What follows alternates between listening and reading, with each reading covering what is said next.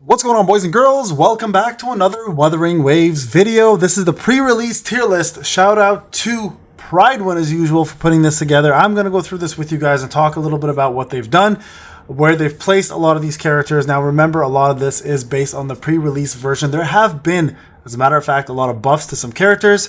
We know Kalchero, for example, is going to be buffed. We have a couple other people, but we have some of the best players here. I am Rivenous, shout out to him. Rexland, we all know about him as well too. And Staparu, who have helped put this tier list together. So some of those names I'm aware of. I trust them. So this is going to be a very accurate tier list in my opinion. But again, that doesn't mean there can't be mistakes due to the fact that the brand new global release will have changes to some of these characters. So let's talk a little bit about the actual tier list itself. So about the tier list, the ratings are going to be based off the Tower Adversity, which is going to be the most demanding content in the actual game. Tower Adversity is similar to Genshin Impact's Spiral Abyss, which is essentially the tower system, right? Where you fight more difficult bosses as you go along. So this is where they're going to base all of it on. And essentially, it's the end game content currently in patch 1.0. TOA versus holograms. TOA is not the most mechanically demanding content, Wuthering Waves, with high difficulty holograms requiring much more higher player skill levels. Holograms, though, can only offer rewards once, can be completed with a singular unit, punish specific character kits, and are exclusive single targets. Okay, so for this reason, they feel that Tower Adversity is the better representation, and they're right.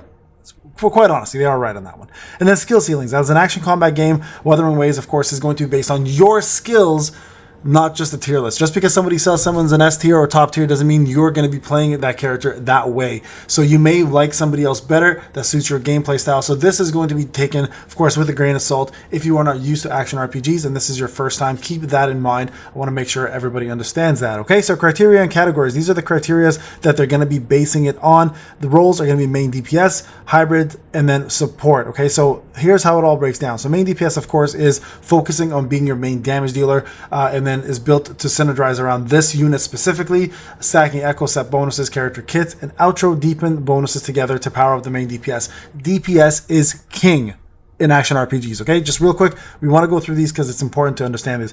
Hybrid characters directly support your main damage dealer of choice, often with incredible synergy kits, specializing outro buffs like deepen multipliers or other beneficial effects, almost always built to complete the rotation right before your main DPS performs their full combo. Hybrid character kits offer a diverse combination of supportive, offensive, and sustaining capabilities and possess the most variety of gameplay in many different niches. Okay, so this character essentially is there to complement and help out your main DPS do even better. All right, and then of course, lastly is going to be your support character. Has the capability of providing benefits to the whole team, regardless of which order you switch in and switch out. They of course keep your units alive, they buff your units, they shield your units, they stop them from dying, they heal, etc. So there's going to be quite a few of those as well too. So with that being said, here are the tags if you want to know what each of the tags mean. So ST is the character dealing the most amount of single target damage. Cleave is your AoE unit, usually the one that hits people in a certain radius. AoE, of course, is hitting in a large circumference and multiple units at once. Healer, of course, is healed. Shielder, shield. Coordination is coordinated attacks consistently thanks to a major portion of their kit providing damage, supporting, or utility benefits while not being on the field. So that's, you'll see a couple of those units pop up. Multi-role, when built in alternative ways, can move to a different category in the tier list and flex their role in another position if it's less conventional.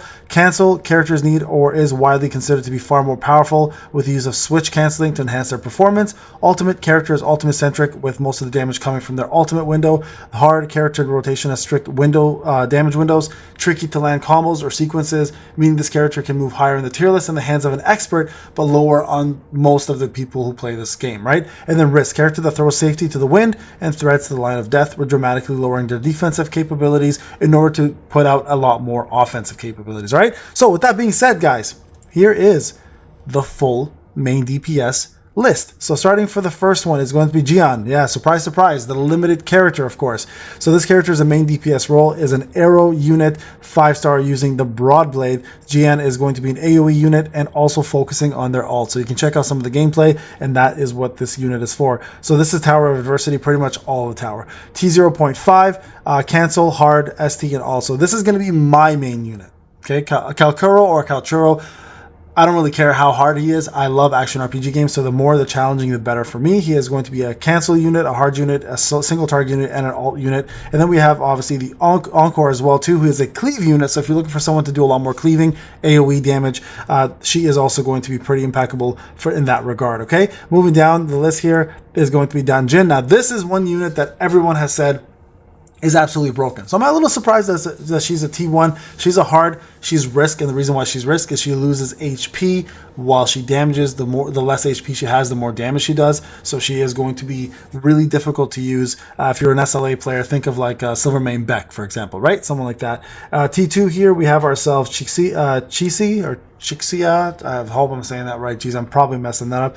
Who is a pistol user and is a single target damage dealer. And then Ling Yang here, who a lot of people are criticizing. I actually like the gameplay of Ling Yang because he's a monk. He's like a monk style gameplay. I kind of enjoy using gauntlets, right? So single target ultimate dealer as well too. And as you go down the list, those are going to be considered the worst, quote unquote, the worst 2 DPS. Now remember, this is a tier list based on other content creators who will play this game in closed beta testing.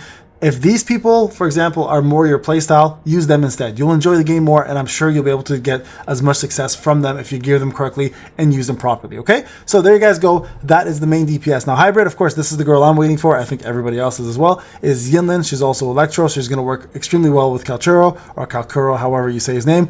So again, a hybrid unit, AoE, cancel, and coordination attacks. Really, really powerful altogether. And then we have ourselves Mortify, which actually is a pretty damn good hybrid unit. Single target coordination as well. Then we actually have the main characters, the rovers. That's right, you either choose the male or the female version, who have cleave, heal, and have multi-roles, can play main DPS as well as a hybrid role. So I kind of am looking forward to using the main character quite a bit, to be honest. And then we have ourselves Sanhua, who we get right early on, I think day 3 or maybe day 5 of the actual game dropping. She does a cleave and is hard to use, but still very, very powerful unit. One that I highly recommend people play with. And then we have Janshin, who is actually does a lot. AoE, heal, shield, multi-roll, does everything. Unfortunately is a little bit underwhelming currently in the beta version, but we're told apparently by the devs they will be buffing her. So hopefully we get a better version of her, which will probably land her up a little higher in the hybrid scale. And more people will probably use her just because she's pretty damn hot, not gonna lie. All right, next up, Yanwu, who is going to be a Cleveland coordination, and then lastly Alto, which unfortunately falls all the way at the bottom of the list at T3 and is not doing too hot. So, and then of course the more popular of all the support units, Verena, who is known as the meta version of every character. She does pretty much everything in this game. Heal, coordination, cheat death, shields, attack buffs, you name it. She does everything. So this is one unit that everybody always recommends to go for first. She is top tier, pretty much on everyone's list for number 1 character in the game that's most useful, right? So there's that. No T0.5. Then we have Baiju, who is also a healer. And then we have ourselves a multi-role Yang Yang, who is actually pretty cool. I actually want to use Yang Yang for this reason. Does great AoE, can do hybrid as well too. And then also is great DPS, to be honest, if you equip her correctly. So not too shabby. And then we have Tai Chi here, or Tao Chi, who is a healer and shielder. Not to be mistaken with Dungeon, who kind of look alike here a little bit, maybe the face, I don't know what it is, but I'm very excited to actually use her because I think she's going to be a lot of fun to use as well too. So very, very excited to try that out. So there you guys go. That is the full tier list based off of the CB2 testing from I Am Ravenous, Rexland, and Steparu, who I highly trust in their testing, especially I Am Ravenous, because I'm very, very familiar with his testing. Very similar to mine, actually more extreme than mine, to be honest with you, so I love that. And then also shout out to Prydwen for putting this tier list together for us. So there you guys go. Who to prepare for? Let me know in the comment section if you guys are looking to actually go for a specific character. Do you care about tier lists? Does this matter to you? Or are you going to take it, throw it to the wind and just go with who you want to play with? I'm very interested to know what you guys plan to do with this information. All right, guys, this is Payne. Thank you for watching. I'll see you guys in the next one. Take care.